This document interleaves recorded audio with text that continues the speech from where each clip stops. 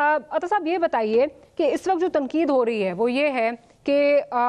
जो 6 जजेस के इल्ज़ामात थे वो बराह रास्त एग्जीक्यूटिव पे जो है वो आ रहे थे कि एग्जीक्यूटिव वो मुदाखलत करती है अदलिया के मामलात में। क्या आप नहीं समझते कि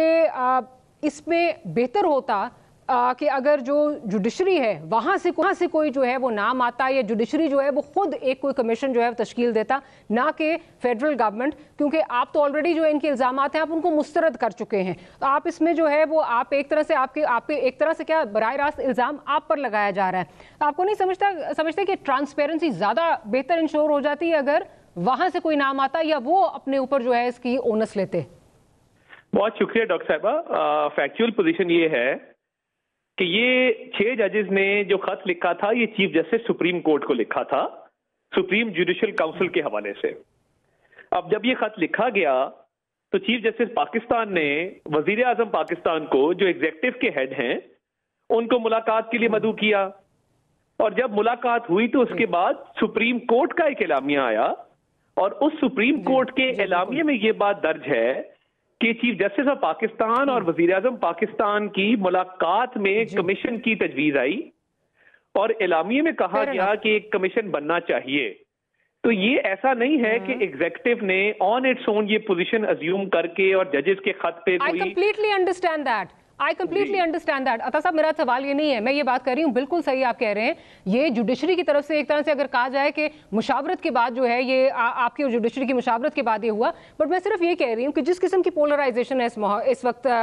माहौल में, जिस किस्म की जो है वो इल्ज़ामात आ रहे हैं PTI की जानिब से, जो पोस्ट इलेक्शन सिनारियो में, I don't need to go into it, मैं सिर्फ ये कह रही हूँ कि जो ये मुशावरत हुई, कि आप ये नहीं समझते कि आपका दामन क्लियर रखने के लिए, एग्जीक्यूटिव का दामन क्लियर रखने के लिए ये बेहतर होता कि नाम शायद जुडिशरी से आ जाता, क्योंकि आप तो एक तरह से आप तो वो पार्टी हैं जिसपे इल्जाम लग रहा है। देखिए बात ये है, अगर तो हम किसी रिटायर्ड ब्यूरोक्रेट का नाम देते, हम किसी रिटायर्ड सियासतदान का नाम देते, किसी वजीर का नाम देते, किसी साबका वजीर का नाम देते, जो हम दे सकते थे इंक्वायरीज कमीशन एक्ट 2017 के तहत, तो चले आपकी बात दुरुस्त मान ली जाती। जब जुडिशरी के कहने पर और हायर जुडिशरी से मशावरत के बाद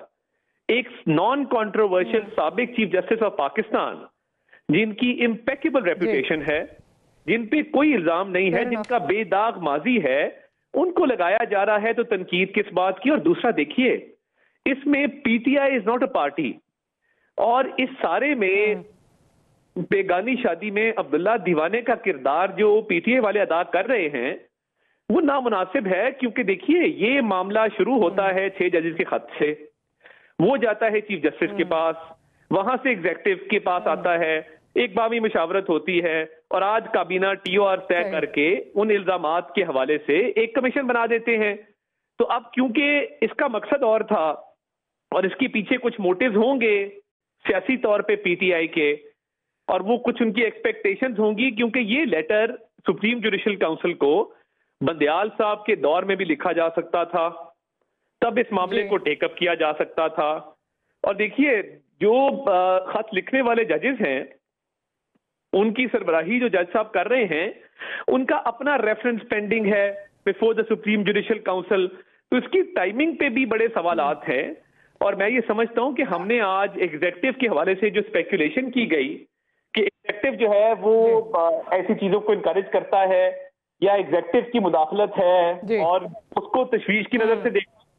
और उसको नामुनासिब करार दिया कि ये तासर बिल्कुल गलत है और इसकी हम नफी करते हैं,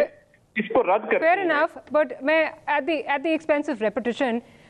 मैं जो सारे इवेंट्स आपने डिस्क्राइब किए मैं उससे डिसएग्री नहीं कर रही, बट सिर्फ ये ज़रूर कहूँगी कि क्योंकि एक तरफ से इल्ज़ाम जो है वो आप पे ही आ रहा है, और अगेन इस पोलराइज्ड माहौल में अगर आप एक कमीशन बनाते हैं, आपकी तरफ से नाम आता है, तो वो ऑलरेडी जो है उस पर सवालिया निशान उठ जाता है। माजरत के साथ इस वक्त अगर कायदे आज़म भी होते, अगर आप उनसे कहते कि जी कायदे आज़म जो है वो इसकी जो है वो तहकीकात करेंगे, तो PTI शायद उस पर भी नहीं मानती, क्योंकि नाम आपकी तरफ से आ रहा होता। और एज इट इज़ कुछ मैं ना मानूं की जो रट है वो भी PTI की तरफ से लगी हुई है। पर जहाँ तक आप ये कह रहे हैं कि अग्रीव पार्टी नहीं है, अग्रीव पार्टी तो फिर वो बन जाती है ना जब ये तासुर दिया जाता है कि जो अपोजिशन के केसेस हैं उनके हवाले से मुदाखलत जो है वो हो रही है और हमारे पे प्रेशर आ रहा है। तो ऑब्वियसली ये एक ऐसी बॉल है जो तो अगर आप भी उनकी जगह होते तो आप भी इसको जो है वो इस पे ज़रूर खेलते और खुलकर खेलते। अच्छा, आगे चलते हैं। मुझे ये बताइए कि इसमें जो इंक्वायरी कमीशन एक्ट 2017 का है, correct me if I am wrong, but उसमें एक टाइम फ्रेम का जो है वो कहा गया है कि टाइम फ्रेम जो है उसका तयन होगा, गो के वो टाइम फ्रेम जो है बढ़ाया जा सकता है। इसमें जो TORs हैं, कम से कम मुझे तो नहीं नजर आया कि उसमें कोई टाइम फ्रेम का जो है वो कोई टाइम बाउंड है। ये कुछ बता सकते हैं क्या टाइम फ्रेम है, कितनी देर में से तहकीकात होगी? डॉक्टर साहबा, जो आज TOR इशू किए गए हैं उसके नतीजे में कैबिनेट विंग ने एक बाकायदा बाजाब्ता नोटिफिकेशन करना है तसद्दुद जिलानी साहब का, जिसमें TOR जो हैं वो दोबारा इनंसिएट होंगे और टाइम फ्रेम उसमें दर्ज किया जाएगा। और बाकी लवाजमात जिस तरह लॉजिस्टिक सपोर्ट है, सेक्रेटेरियल सपोर्ट है, ये कमीशन कहाँ पे हाउस होगा, किस बिल्डिंग में होगा, किस मिनिस्ट्री में होगा या नहीं होगा, ये तमाम चीजें, क्योंकि ये डिटेल्स की और ऑपरेशनल डिटेल्स हैं, काबीना का काम था इन प्रिंसिपल फैसला करना। अब कैबिनेट सेक्रेटरी ने और कैबिनेट के सेक्रेटरी के कुछ फैसले करने हैं जो वो मशावरत से करेंगे और एक बाज़ाब्ता नोटिफिकेशन जारी किया जाएगा। मगर मैं समझता हूं कि जो जुडिशरी के मामलात हैं और ये हसास नौयत है इस मामले की, तो इसको जल्द अज जल्द इसका फैसला होना चाहिए। तो मेरा ख्याल है कि इंशाल्लाह ताला अगले एक आधे रोज में इसका बाज़ाब्ता नोटिफिकेशन तमाम तर तफसीलात के साथ जारी कर दिया जाएगा। ठीक है।